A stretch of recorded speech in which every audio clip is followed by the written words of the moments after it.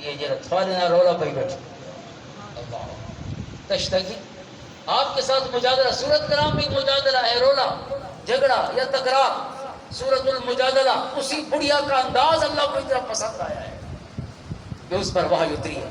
حضور علیہ الصلوۃ والسلام کی اس محفل کا پورا منظر قرآن بن کے قیامت تک کے لیے محفوظ ہوگا۔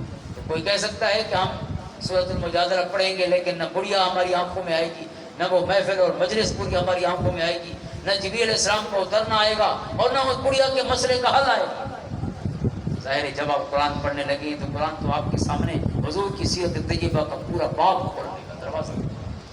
حضرت عمر کہیں تشریف لے جا رہے تھے جب آپ امیر المومنین تھے، ایک بڑھیا آ رہی تھی اور وہ اس وقت اس کی کمر جھک بھی چکی تھی بڑھاپے کی وجہ سے، تو اس نے حضرت عمر کو اشارہ کیا، کچھ کہنا چاہتی تھی تو آپ اس کے پاس گئے، آپ دراز قد تھے تو اس نے یعنی آپ کو نیچے ہونے کا اشارہ کیا، کیونکہ وہ ٹیک بھی لگانا چاہتی تھی اور آپ کو نصیحتیں بھی کرنا چاہتی تھی۔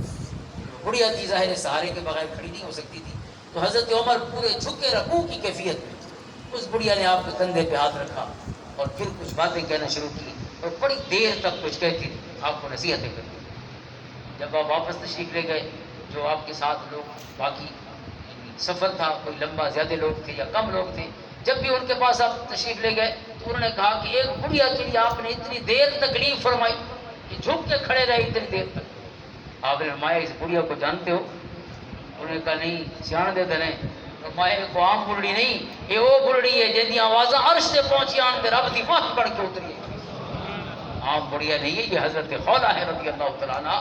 اگر یہ شام تک بھی عمر کو اسی طرح کھڑا رکھتی تو عمر کھڑا رہتا، یہ عام بڑھیا نہیں۔ تو حاضرین محترم، قرآن کو آپ کہیں سے بھی پڑھیں گے، جو براہ راست حضور کا ادب سکھانے والی، کوئی حضور علیہ السلام کے پاس دعوت کیسے قبول کرنی ہے اور کیسے کھانی ہے، کوئی آیتیں یہ ادب سکھا رہے ہیں، کوئی آیتیں کہتی ہیں اذا قیل لکم تفسحوا فی المجالس فافسحوا یفسح اللہ لکم واذا قیل انشزوا فانشزوا یرفع اللہ الذین آمنوا منکم والذین اوتوا العلم درجات۔ قرآن فرماتا ہے ایمان والو، جب کہا جائے کہ محفل میں گنجائش پیدا کرو تو دوسروں کے لیے گنجائش پیدا کیا کرو، اور جب کہا جائے وَإِذَا قِيلَ انشُزُوا فَانشُزُوا، اگر حضور فرمائیں کہ مجلس سے اٹھ جاؤ تو پھر ایک پل کے لیے اپنے ذہن میں معمولی سی بھی کوئی رنجش مت لانا۔